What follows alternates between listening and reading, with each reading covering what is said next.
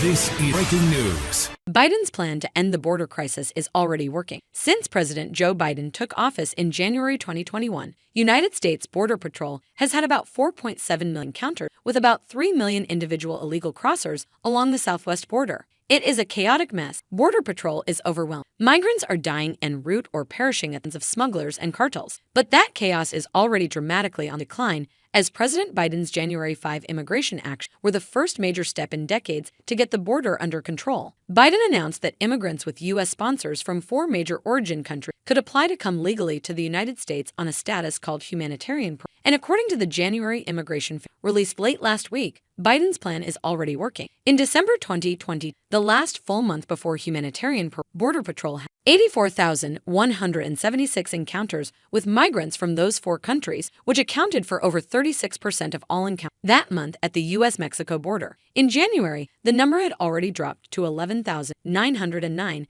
and 86%. As a result, overall U.S.-Mexico bordering are down 42%. This was similar to the decline in Ukrainians fleeing the Russian invasion showing up at the southwest border in spring 2022 after a similar program was announced. Their numbers dropped from 20,118 in April 2022 to 370 in May, a 98% reduction. After the Uniting for Ukraine parole program allowed them to come directly from abroad with a U.S. sponsor. The Ukrainian program was the model for Biden's Latin American humanitarian program, and it's having similarly dramatic effects on improving border security. The Biden administration isn't solely responsible for that border chaos, as he inherited a legal immigration system decimated by his predecessor. Further, the labor market has recovered from the pandemic with unemployment at a low rate of 3.5% and private job openings reaching more than 9 million for much of his administration. On the other hand, it took the Biden administration about 18 months to fix the legal immigration system, and his administration sent mixed messages to the world about asylum and entry at the U.S. border. But January 5, 2023 was a conceptual in the past. The Biden administration announced a plan framed as additional immigration enforcement, but its most important aspects expand legal migration to the U.S. using a power that Congress gave presidents in 1952 humanitarian.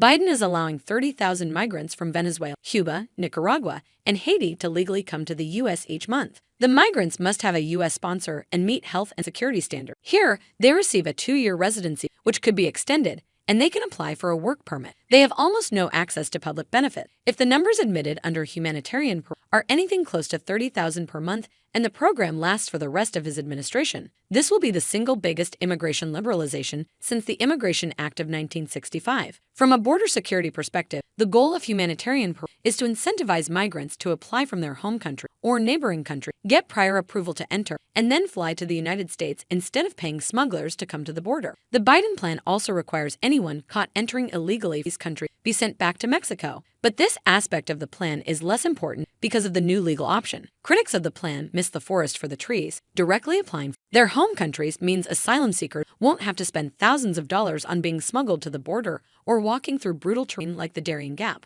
all while trying to avoid criminals, cartels, and corrupt officials along the way. Still, humanitarian parole isn't perfect. The numbers need to be greater than 30,000, so residents of these countries aren't discouraged from applying. The Latin American parolees need to have automatic work without applying for a separate work permit, known as an EAD or employment offer. The Biden administration needs to reinstitute a $575 for each humanitarian parole application so the process doesn't strain U.S. Citizenship and Immigration Service, an agency that relies on fees to process immigrants. But most importantly, the Biden administration needs to extend humanitarian parole to every country south of Mexico with large numbers of migrants showing up at the border. It can start with adding Colombia, Ecuador, Guatemala, Honduras, and Peru, because they are the largest sending countries. The Biden administration has turned a massive flow of illegal immigrants into a smaller flow of legal immigrants using a 71-year-old legal power granted to him by Congress.